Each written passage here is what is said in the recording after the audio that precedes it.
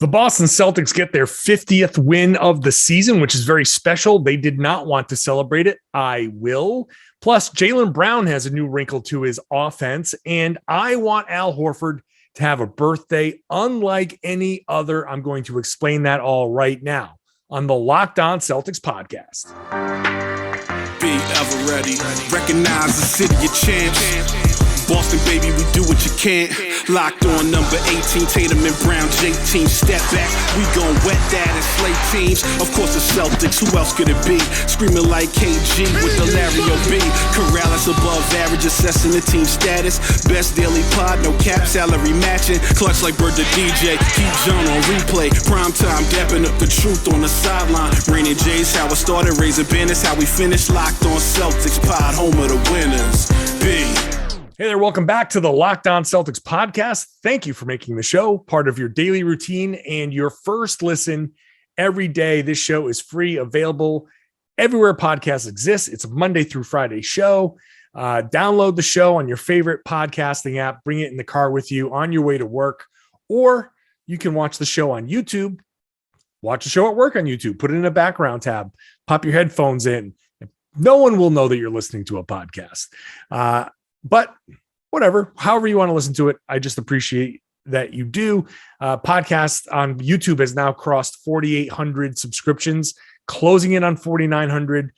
That magic number 5,000 by the end of the season. I'm hoping to get that. So please subscribe there. Celtics are coming off a 117-94 win over the Chicago Bulls, a very easy blowout win over the Bulls that followed a very similar path that the Washington Wizards game did. Big first quarter, kind of mess around in the second quarter, give up 30 points.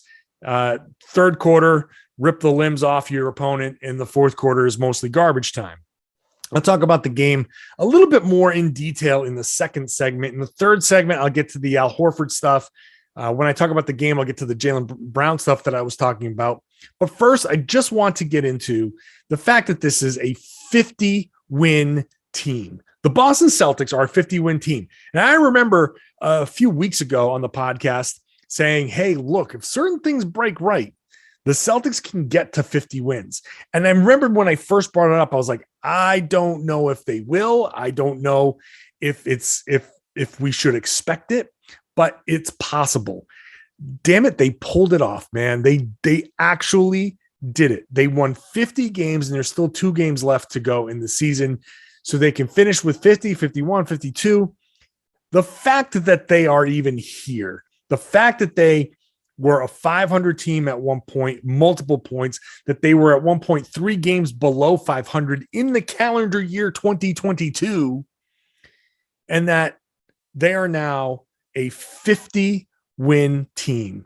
It's special. It is something that we, from on the outside, can celebrate a little bit because it's something that deserves to be celebrated. It's something that we should look at and say, not only is it, as Ime said, quote, when you take it in the context of how poorly we started or the games we gave away early, it means something. Yes, it does mean something. And also it means that imagine if they had closed out some of those games. I mean, we're talking about at least 4 or 5 wins there that they could be a 55-win team. They could have been the number 1 seed. But that's neither here nor there, really. This isn't a time for going back and saying, oh, if this, if that. The fact is they're a 50-win team. That's hard to do. Not many teams every year become 50-win teams. That's a magic number. If you're a 50-win team, you're just good. There's no qualifier. You are a good basketball team. There's no this, there's no if, there's no buts. There's just, you are a 50-win team. Ime Udoka in his first year as a head coach, it's always tough.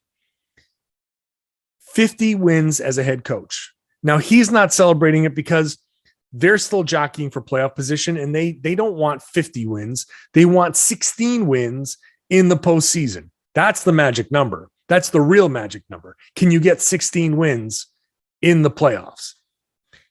If you can do that, now you've really got a special team. You've got a champion. But the Celtics as a 50-win team, I think for us on the outside, understanding that there's work to be done, understanding all of that, I think it's good to take a moment and say, wow, I can't believe that they figured this out to this level. So what does 50 wins mean at this point? Well, right now it means that at 50-30, they are a half game ahead of the Milwaukee Bucks and the Philadelphia 76ers. They are alone in second place. They're 2 games out of first. So technically speaking, there is still a chance that they could win 2 games. Miami could lose twice and they could get into first place. But let's just not even entertain that thought. The Celtics and the Milwaukee Bucks play on Thursday night. And really getting up to that 50 wins means the math has now become simple. Beat Milwaukee and the Celtics can finish no worse than third.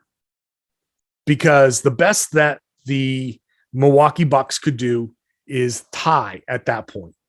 With 2 games left, if the Celtics beat Milwaukee, then the Celtics will go to 51-30, and Milwaukee goes to 49-31. They'll be 3 games behind the Celtics.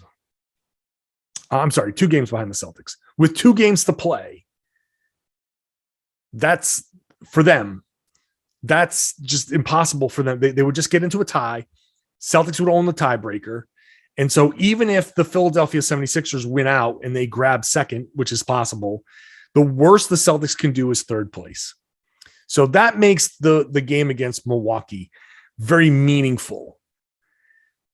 Now, Al Horford is very clearly in need of a break, and I think he needs to rest. I don't think he should play in the back-to-back. The Celtics, can they beat the Milwaukee Bucks in the back-to-back without Al Horford? I don't know if they can or not. This brings up another conversation to have. And maybe it's okay to lose. Now, they could still lose to the Bucks and get the tiebreaker if the Bucks lose another game. That's much more complicated. Just know that it's possible that the Celtics can lose to Milwaukee, beat Memphis, and there's a Milwaukee loss in there in one of their final 2 games that allows the Celtics, if that's how it goes, to finish with the tiebreaker over the Bucks. So that could be just a way that the Celtics approach this.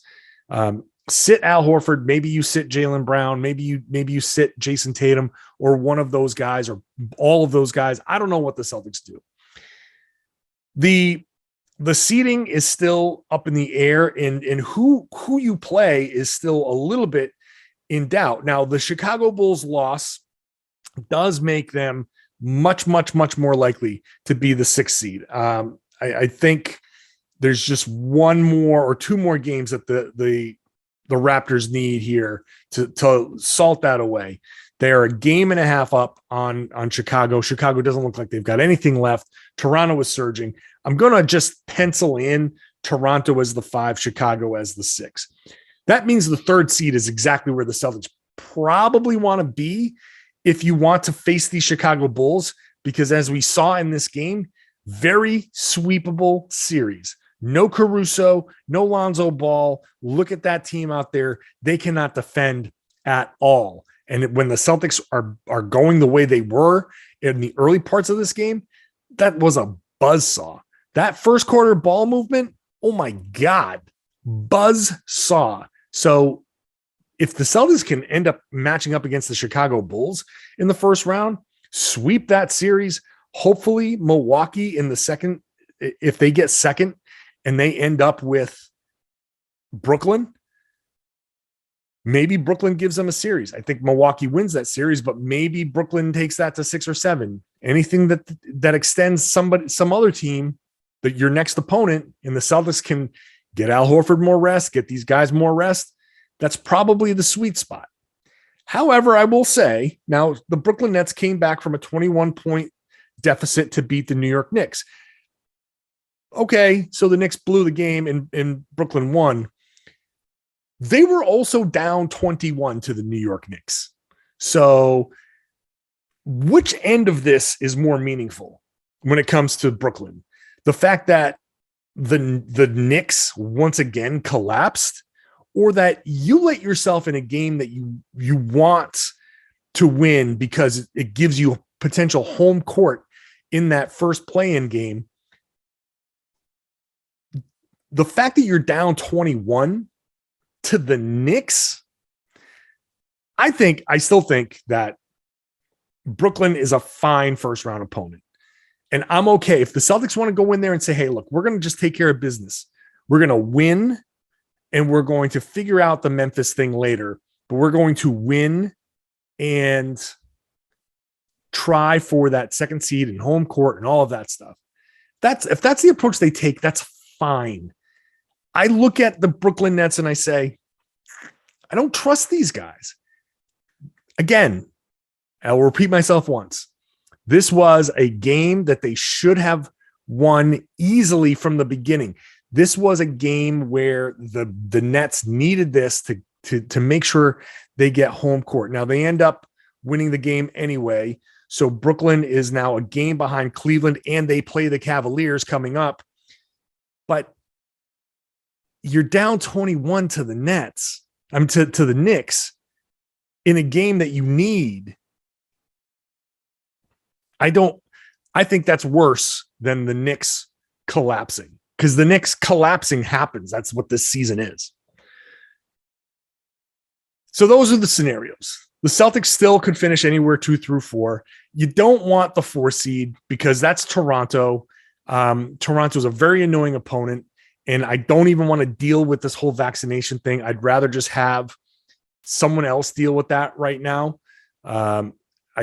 I don't know what the Celtics situation is. I don't want this to become a bigger story. Let the whole Matisse Thybulle thing be the story. Let the Sixers deal with that. Let that be where all the national attention goes to. I don't want that in Boston. It's just too much. I don't want to deal with that. So the easiest thing is to just beat Milwaukee. Just beat Milwaukee and finish no worse than third, probably finish second, deal with it. I'm fine. I'm fine with that.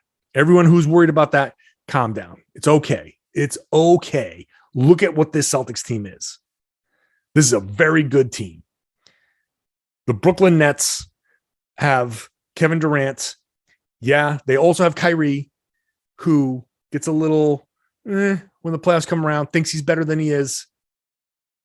And a bunch of holes defensively. I'm not that worried. I'm still not that worried. All right, coming up next, we'll get into the game. Let's get into the Chicago game. I'm not really too, whatever. We're going to spend one segment on Chicago because it was a blowout, a couple of nice things, but not much to talk about there. We'll do that after I talk about BetOnline, your number one source for all your betting needs, all your sports information. You missed the chance to clean up a little bit because Kansas, they didn't cover against UNC. A lot of people won some money there against UNC. Head on over to BetOnline. Look, you got football coming up. You got baseball starting up soon. Opening day was postponed for the Red Sox. Check them out, and maybe you can lay some money down on that.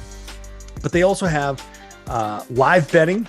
So the live betting stuff is kind of cool if you're interested in that kind of stuff. First quarter comes in, and you can bet on Jaylen Brown's first quarter. You can bet on Jaylen Brown's third quarter. You can bet on certain things going on during the game. Just to, if you are interested in just kind of some of that ongoing, you can do that. It's very interesting stuff. You can head on over to the website. You can use your mobile device. That's easy to do. Learn about all the trends and action. BetOnline is where the game starts. Please gamble responsibly. Thanks for making Locked On Celtics your first listen every day.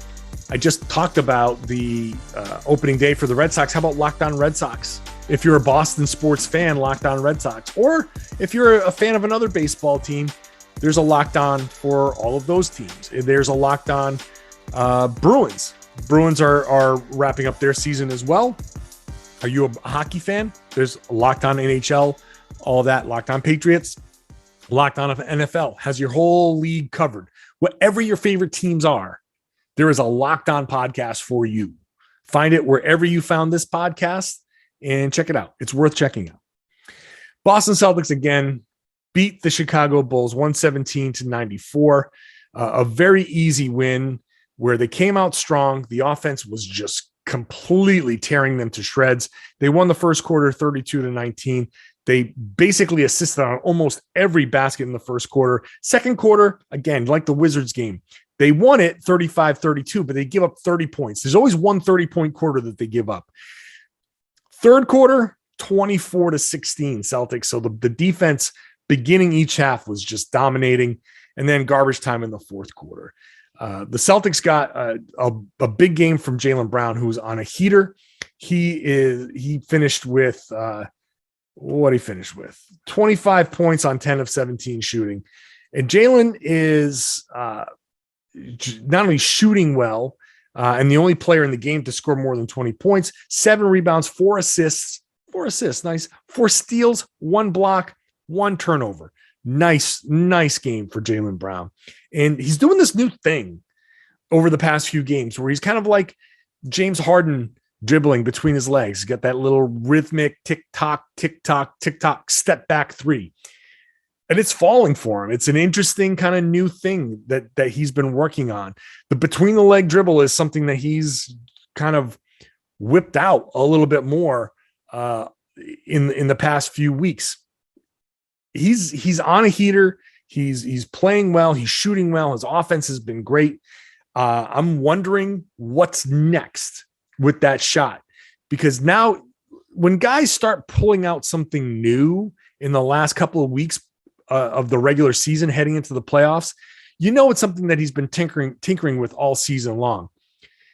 There's something. And when a guy has a move, there's generally, when you're as good as Jaylen Brown, there's a counter. And I'm just kind of curious as to, not only is he doing that little James Harden dribble between the legs step back, what's that going to lead to next? And when is he going to unleash that? It's just something. Keep your eye on it, file it away. Maybe if there's a second round or a conference final series and he does something, you'll hear me crow about it. If he just pulls that and then morphs it into another move, I will let you know, because that's something that I'm watching for. Jayson Tatum also in this game was great.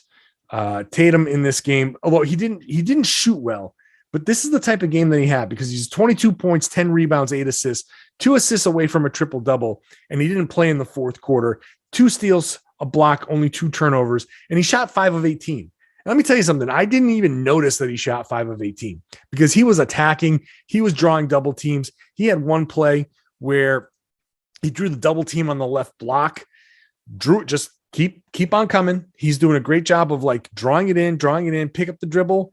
And he's so big and long that he can throw these passes now that he just goes right over the top of the double team.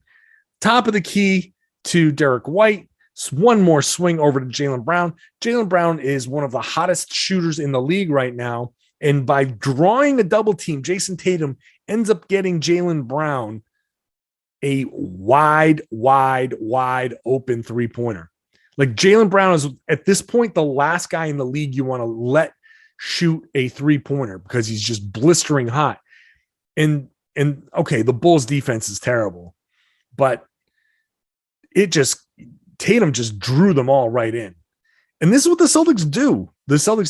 Tom Westerholm made a good point on Twitter. Like, the Celtics just run these plays and they kill you with their passing, and they'll just move it until something breaks. I've made this analogy before on a podcast a long time ago, but each pass, you take a wire hanger and you just bend it and keep bending it back and forth. Each pass a team makes in an offensive set is just bending that wire hanger. You do that enough, it's going to break, right? That's what the ball movement does. It just bends that defense over and over again. At some point, it breaks. And that's what the Celtics are doing to teams. That what Jayson Tatum did, drawing double teams and working the ball around is a big deal. And then his drives. Earlier in the season, Jayson Tatum on his drives would just kind of almost glide by the basket and try to avoid contact and kind of like flip the ball in on his way past the basket. Now you see him, he doesn't do that anymore at all. Like almost never. He is going north-south, baby. He is attacking head on. He's just trying to get through. He's playing through the defense. The attacking the basket and the double team, working the ball around in the assists. He, like I said, he got 8 of them. If you get a full season of that, Jayson Tatum is an MVP frontrunner, a serious candidate. You'd have to have an incredible season to outdo Jayson Tatum. I remember coming into the season wondering, if you remember, if you're a longtime listener, you say, you remember I said, this is a prove it season. This is an evaluation season.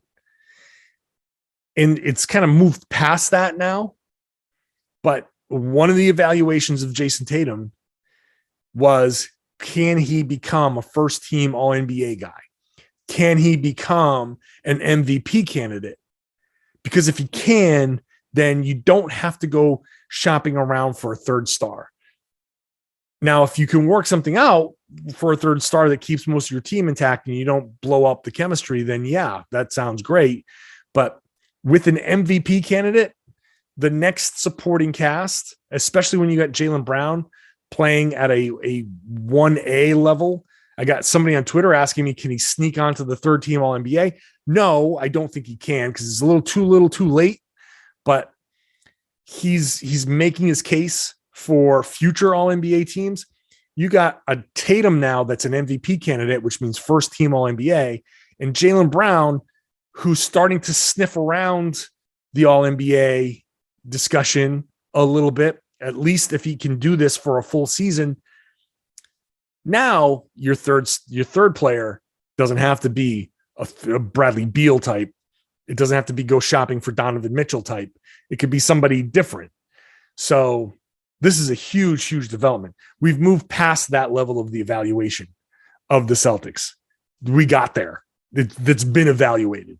Now we've almost fast forwarded to next season and like cut out a big chunk, and the Celtics are now potential contenders. A couple of other guys that need to be mentioned. Daniel Tice, 15 points, 50% shooting. Awesome moment where he hit a 3-pointer in front of the Bulls bench and he turned around and pointed at somebody. Somebody must have said something there. Some of those guys are still former teammates of his.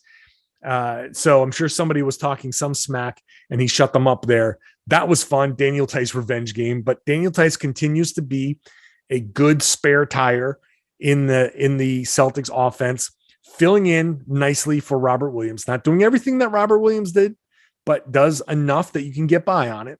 And for example, Jaylen Brown in this game threw a perfect alley-oop to Robert Williams, except it was to Daniel Tice and it was just a little bit high.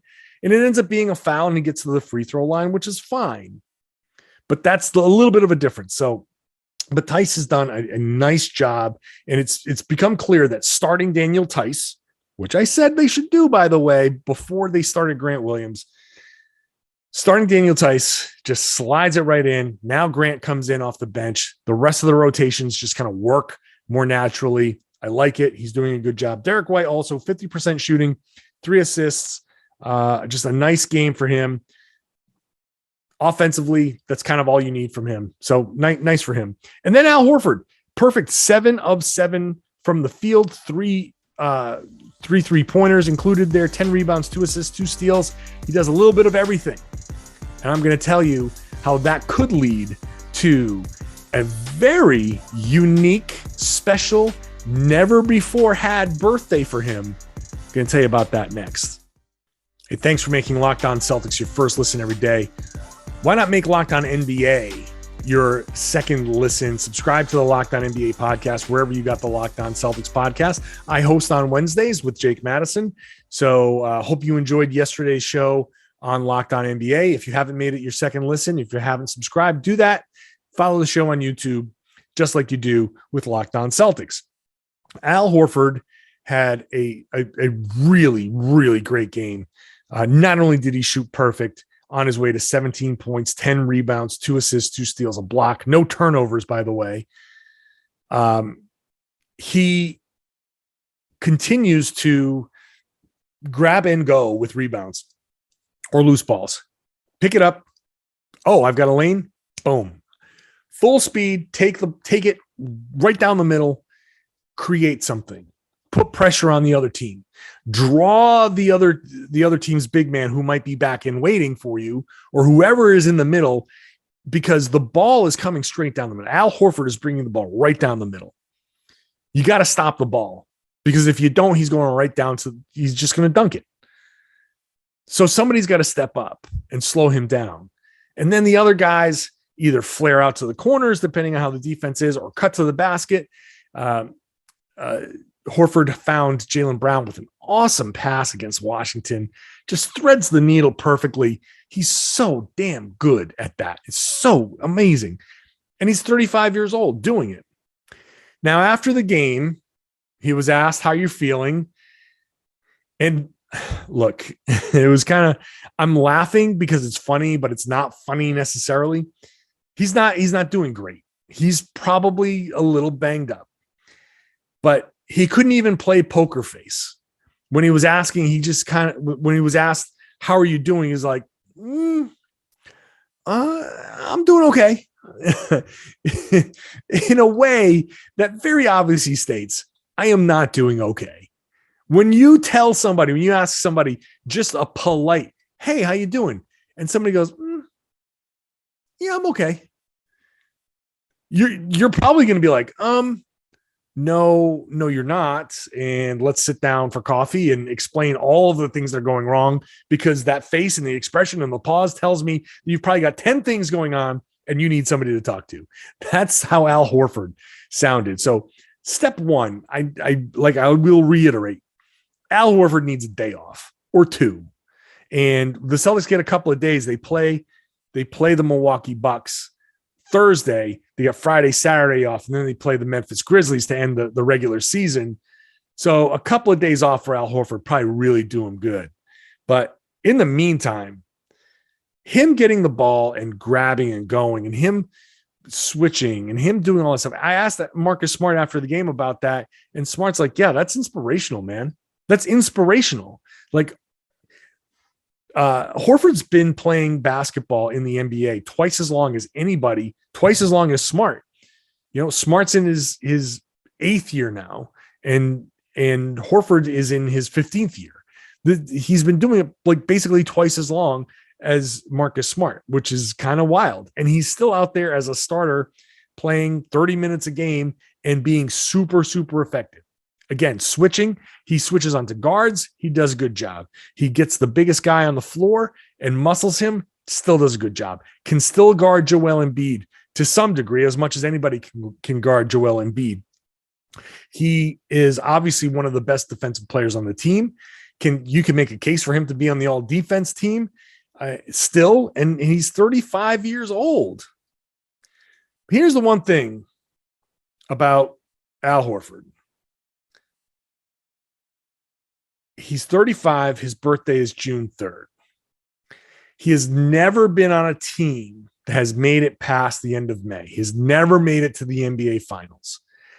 His closest was in 2018 when the Celtics got to Game 7 of the conference finals. You remember that was the Gordon Hayward injury, the Kyrie Irving injury. The year before everything fell apart, that team made it to the conference finals, made it to a Game 7. They played right till the end of May. So he's always celebrated his birthday at the end of a season, after a season is over, sometimes within days of the season being over. So I'm sure that wasn't the happiest of birthdays. What I want for Al Horford is to have a piece of birthday cake in the locker room while the team is still in season. That's the thing. That's the goal. If you want to put some kind of weird, goofy kind of goal on this, it's do it for Al Horford so we can smash birthday cake over his head at his locker on June 3rd with the Celtics preparing for the NBA Finals. Because that would be the absolute best birthday. Well, I shouldn't say the absolute best birthday. I've never been to any of Al Horford's birthdays. He's probably had some very special ones in the past, but man, I bet you that would be up there. He's never been able to celebrate a birthday with his teammates in a locker room while still playing. Why not have this be the year? Why not have this be the one time, at the very least, one time that he can do that? June 3rd, he turns 36, and he's still doing all of this stuff. He's still pushing on the brake and putting pressure on opposing defenses. He's still doing all of this amazing stuff that the Celtics honestly can't duplicate. He is critically important to this Boston Celtics team's success. If there's anybody, and now obviously there's Tatum, who's an MVP candidate, and there are other guys who are also very important. You need Robert Williams back to make this happen, but you also need Al Horford to be healthy to make this happen. Al Horford could actually give himself his own birthday party if he continues to play like this. His own locker room birthday party. How fun would that be? How fun would it be to finally have that? The Celtics actually have this opportunity. 50-win team fighting for the second seed in the East after all they've been through. It's just impossible to talk about this team without saying after all they've been through, because they've just been through so much. Celtics Bucks on Thursday night. I will be back, hopefully having relearned how to speak after that game as well, for a post-game podcast there. That will be the Friday podcast, and hopefully we go into the weekend on a high note, and then we'll talk about Celtics Grizzlies. I'll do a podcast after that game. And here's the new thing moving forward. Basically, from now on, post-game podcast no matter when. Normally, it's a Monday through Friday podcast, but playoffs, anytime there's a playoff game, I'm podcasting. If it's on a Saturday, I'll podcast on a Saturday. I'll give you bonus episodes. We're going to step it up for the playoffs. The Celtics are stepping it up. I will step it up too. So you will not be without post-game podcasts come playoff time. Every day, Monday through Friday. And if they play in the weekends, you get bonus post-game podcast as well.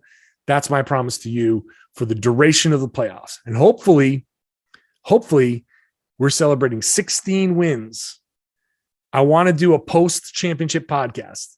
That would be amazing. But I will do a podcast after every single game in the playoffs, so you're not missing out. You're not waiting. So make sure you're subscribed. If you're new, if you're just checking the show out, make sure you're subscribed. And you can get this show directly to your device. Again, download it before you head out to work. Connect your phone to your car. Boom. Now you've got entertainment. You don't have to listen to all the sports talk radio and hope maybe they get to the Celtics, and then hope when they do get to the Celtics that they know what the hell they're talking about, because there's a good chance they won't. Now, just download the podcast, pop it in your car for the ride.